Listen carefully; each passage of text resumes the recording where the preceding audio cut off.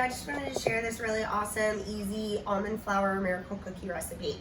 You can make it dairy-free if you want. I personally like to use butter, but you can use coconut oil instead of butter. And the first thing that I do is I melt my butter. I have 16 ounces of grass-fed butter.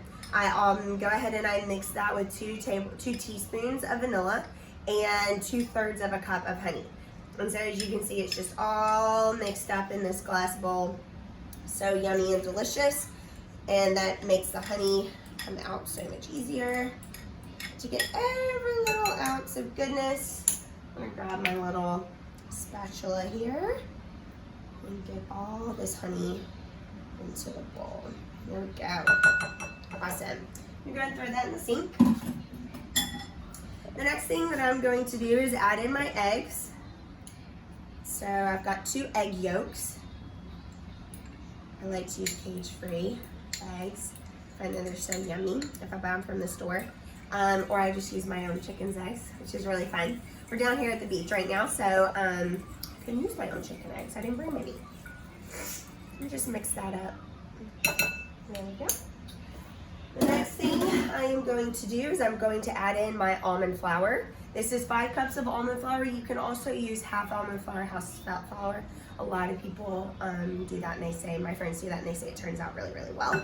I just am using finely ground almond flour. I love the fat that's in the almond flour. It just makes it so yummy.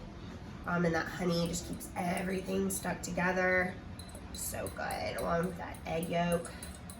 So this really does kind of come out like a Nestle Toll House cookie.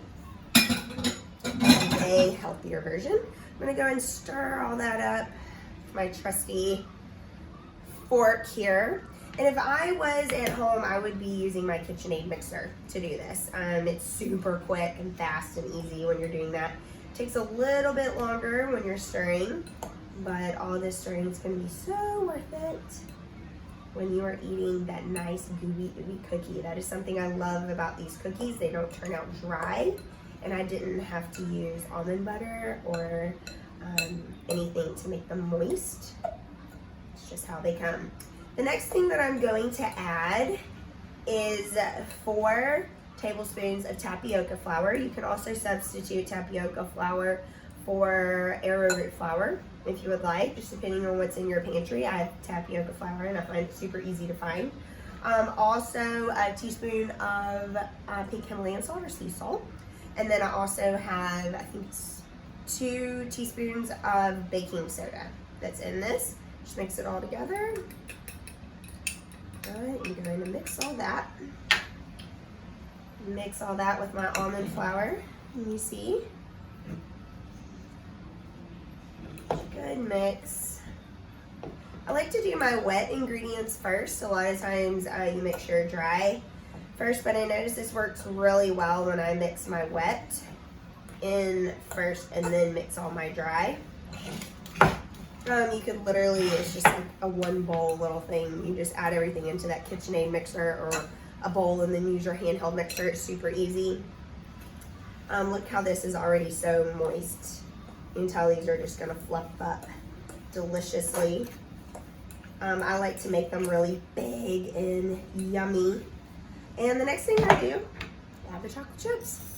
You can have as much chocolate chips as you want. The thing about this is that the chocolate chips, they stick, but they also, because this is so oily and fatty from the awesome fats in the almond flour, they also kind of fall off. So you want to make sure you really mix these up. I always mix these by a spoon, even if I am using my KitchenAid mixer, just because I find that it mixes better. All right, great. So the next thing I'm going to do is take my ice cream scoop. I'm going to scoop them up and put them on my pan.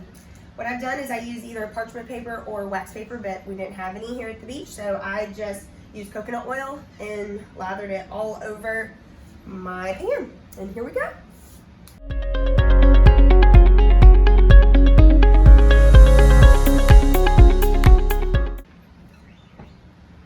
All right, there we go. We have a nice pan full of cookies, and sometimes I just kind of pat them down a little bit but I like them all big and fluffy like this. They're not gonna really spread out very much. It's just kind of how they're gonna stay. So you kind of, if you like skinnier cookies or want your batter to go farther, there you go. All right, I'm gonna put them in the oven at 375, which always just do it depending on your oven. And you do it to between 8 and 12 minutes. So I'm gonna set a timer because as a mom, I never can keep up with the time. There we go.